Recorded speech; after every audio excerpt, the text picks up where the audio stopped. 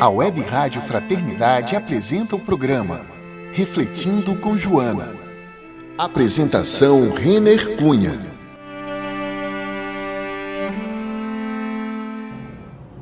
Olá você, seja muito bem-vindo a mais um programa Refletindo com Joana, aqui pelo Web Rádio Fraternidade. E hoje nós vamos, em nome de Deus e de Jesus, iniciar mais esse programa com você. O capítulo 4 do livro Encontro com a Paz e a Saúde, de Joana de Ângeles, na psicografia de Divaldo Pereira Franco. O livro traz nesse capítulo 4 o capítulo dizendo comportamentos conflitivos. Nesse comportamento conflitivos, Joana de Ângeles vai trabalhar o machismo, no nosso primeiro programa, e depois o feminismo, para a gente entender. Eu fiz algumas anotações aqui que eu quero trazer, que são comportamentos machistas. O machismo vem de uma imaturidade psicológica, de um processo cultural arcaico, né? Arquetípico também, porque ele vem aí de várias e várias reencarnações também no processo que o Espiritismo nos ensina, que nós trazemos essas tendências do passado. Jung fala do inconsciente coletivo, que esse inconsciente aprendeu, traz modelos do passado para nós aqui também. Então essa é a imaturidade psicológica. Necessidade de dominância, uma característica do machista. Rigidez de gênero.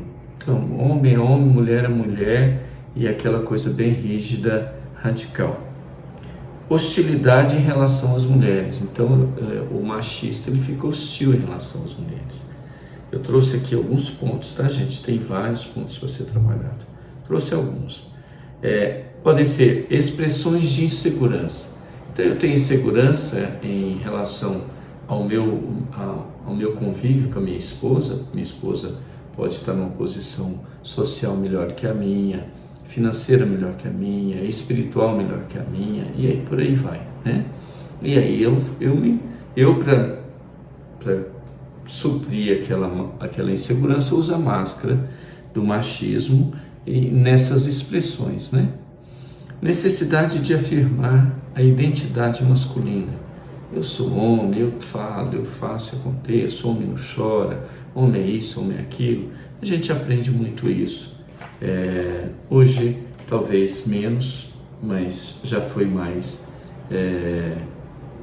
arraigado o machismo.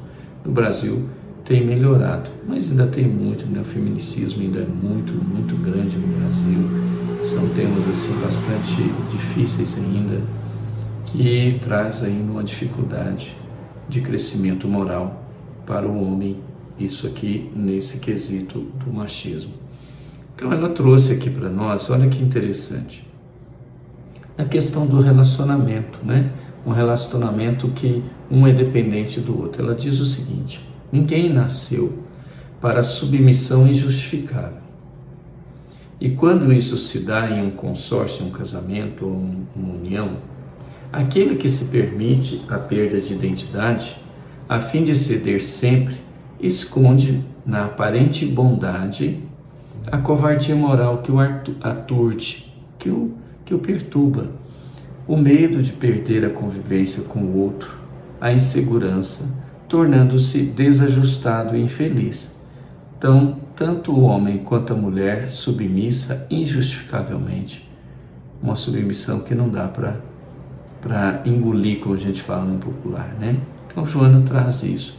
Realmente uma covardia moral daquele que ainda fica nessa submissão. Pois bem, então o comportamento machista, ela traz essa colocação nesse primeiro parágrafo. Herança multimilenária esculpida no inconsciente coletivo, aquilo que eu falei do inconsciente coletivo, onde estão os nossos arquétipos. O machismo remonta à tradição mosaica a respeito da criação, quando apresenta a figura antropomórfica do Criador, na condição de pai instável, alimentando essa construção arquetípica na pessoa de Adão, de quem fora retirada uma costela para produzir a mulher. mantendo-a como parte do seu corpo, tornando-a submissa em face de pertencer-lhe desde a origem. Então já começa aí a abrir um caminho para esse entendimento desse machismo, quando esse homem traz culturalmente, nesse inconsciente, essa predisposição a esse entendimento e a essa crença, né? Aí ela diz, em decorrência, a partir daquele momento, prolongar-se-á nas diversas religiões do Oriente e do Ocidente, a partir desse momento de incrustação desse elemento Adão, Deus, homem, isso ficou culturalmente aí nas religiões. A condição de inferioridade feminina, quando seus profetas ou criadores de cultos, todos pertencentes ao sexo masculino, vedaram-lhe o direito a participar das celebrações, chegando mesmo ao absurdo de declarar que ela não possuía alma, num profundo desrespeito ao ser humano que é, tendo-se em vista que mesmo os animais são portadores desta essência ou psiquismo em desenvolvimento, transitando nessa fase com a denominação de alma. Então, relegada a uma posição secundária, a mulher, quando não discriminada por haver sido instrumento do pecado, que ela mordeu a maçã, né? Com a Eva que foi lá e mordeu a maçã, então o pecado se instituiu na raça humana. É um folclore, eu diria, viu? Para esse entendimento. Respeito cada entendimento, cada compreensão de cada um. Ao meu ver, ainda é um folclore muito grande. Como decorrência da sua inferioridade, passou a ser submetida a exigências cirúrgicas, mediante a qual seria, e ainda o é, interdito o prazer no relacionamento sexual. Em alguns países é cortado cirurgicamente o clitóris da mulher para ela não ter prazer. Ainda existe esse machismo ainda em alguns países, né? Tornando-a apenas um animal reprodutor, sem qualquer direito à gratificação afetiva da comunhão carnal. Então não tem prazer, não tem orgasmo, não tem... O sexo é só para reprodução, porque foi-lhe retirado ali o clitóris, né, para que ela não tivesse ou ter prazer, né? Então, obrigada à obediência, sem qualquer direito à eleição da própria felicidade, tornou-se objeto de troca.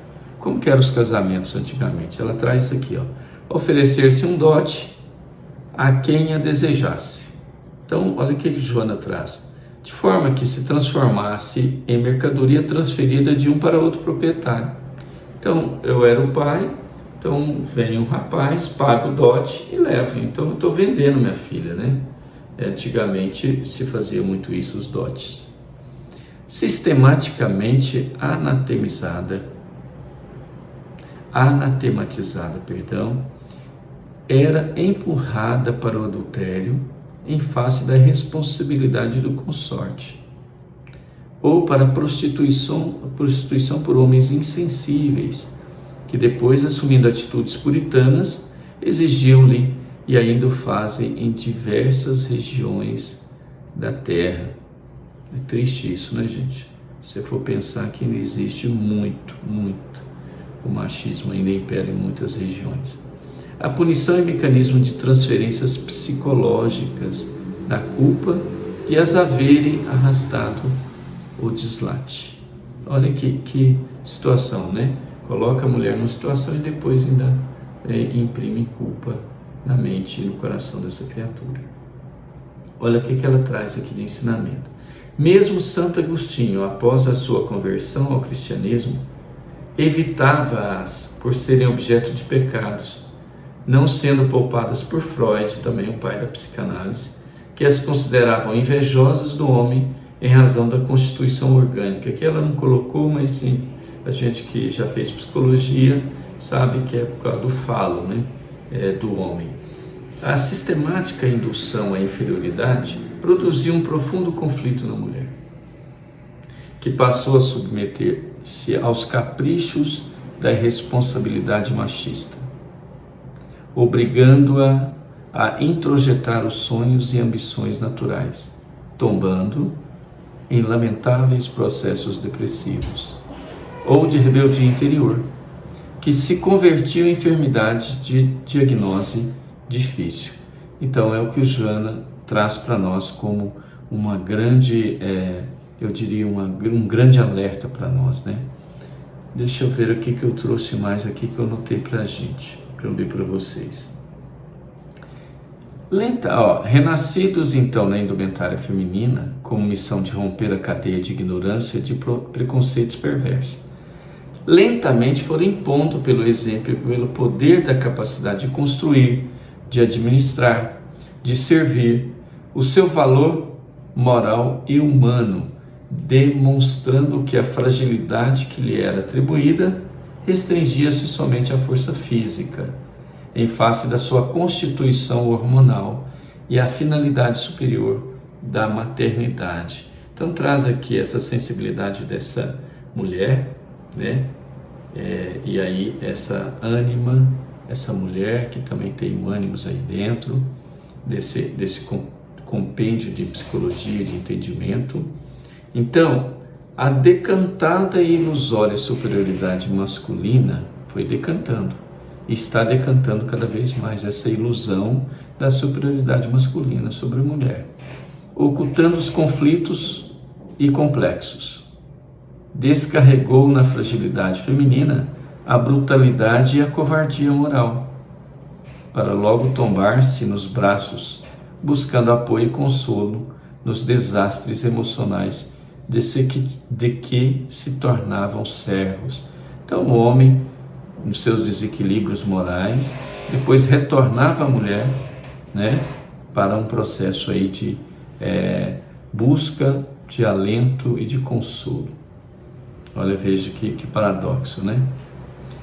Joana traz aqui historicamente, achei muito interessante. No dia 8 de março de 1857, 129 tecelãs de fábricas de Nova York, exaustas pelo excesso da carga horária de trabalho, 16 horas diárias, que pretendiam diminuir para 10. Porque promoveram a passeata em forma de protesto, os patrões recorreram à polícia, que as enxutou em rude perseguição a cavalos, fazendo-as recuar e refugiar-se em uma fábrica. Como revide, olha que crueldade isso, está aí registrado na história, né? Como revide a denominada rebelião, o machismo predominante optou por bloquear as saídas do edifício ao qual foi ateado fogo, e morreram todas as rebeldes, todas as 129 tecelãs, com a anuência das autoridades governamentais que participavam da mesma torpe e cruel dessa conduta discriminatória. Essa conduta discriminatória. Triste, né, gente? Posteriormente, com a ascensão da era industrial, o chefe comandante, a fim de projetar a imagem de poder, usava a mulher como objeto de luxo e ostentação, proibindo-lhe o direito de pensar, que ele a si mesmo se atribuía, sendo ela, porém, a atração que produzia inveja e demonstrava a exuberância da fortuna do consorte. Então a mulher, o homem que tem um dinheiro muito rico, usa, né, essa mulher, ou pega essa mulher aí bonita, né, que ele que torna o pensador e o dominador da história. Então quero terminar aqui com outros itens importantes, até datas que para a gente foi muito marcante. Nesse interim, no dia 8 de março de 1910, a ativista alemã Clara Zetkin, na segunda Conferência Internacional das Mulheres, na Dinamarca, elegeu esse como o Dia Internacional da Mulher, dia 8 de março de 1910. Quaisquer direitos de participação da vida pública e social, as mulheres não desistiram disso e buscaram. Em 1932, na América do Norte, candidataram-se a votar e a serem votadas. 1932, hein, gente? Novíssimo, novo isso, né? Abrindo uma brecha no hediondo comportamento machista. No ano 2020, na Marcha Mundial das Mulheres, foram mobilizados 161 países, sensibilizados pela necessidade de libertação da mulher. Porquanto hoje, 30%, 2000, em 2000, nessa Marcha das Mulheres, 30% das mulheres são chefes de família, são provedoras, responsabilizando-se pela manutenção dos seus lares, embora o seu salário seja em média 60% inferior àquele que os homens recebem. Isso em 2000, nos dados que Joana traz para nós. Então precisamos olhar e ver o que fazemos, né? Então, finalizando o nosso estudo de hoje, ninguém pode obstar a marcha do progresso. Olha a atitude de advertência de Joana. Impedir a luminosidade do sol, e o machismo começou a ceder espaço à compreensão dos direitos femininos, quando constatou que a sociedade é formada por ambos os sexos e o futuro, sem qualquer dúvida, alicerçar-se-á desde hoje na estrutura emocional, moral e cultural da mulher. E Joana finaliza: ainda perdurarão no psiquismo feminino as marcas da rejeição, da punição, do desprezo, que as novas conquistas irão eliminando, de forma que no futuro o respeito recíproco aos direitos de ambos os sexos seja a tônica da conduta psicológica e social da humanidade. É a esperança que Joana tem no processo de crescimento moral desse que está na qualidade de homem hétero e olhando para essa mulher no processo de igualdade, igualdade em todos os sentidos. Esse processo igualitário é muito importante para a gente entender que a nossa evolução espiritual passa por esse movimento. Então você é homem que quer dominar, é rígido, é hostil, vive na insegurança ou tem necessidade de autoafirmação como homem, então vamos pensar sobre isso. Essa é a reflexão que Joana traz para nós. Um grande abraço. Até o próximo programa, que nós iremos falar sobre o feminismo também, tá? Muita paz.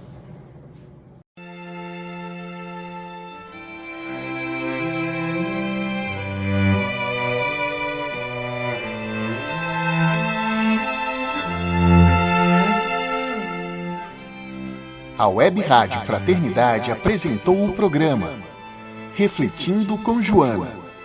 Apresentação: Renner Cunha.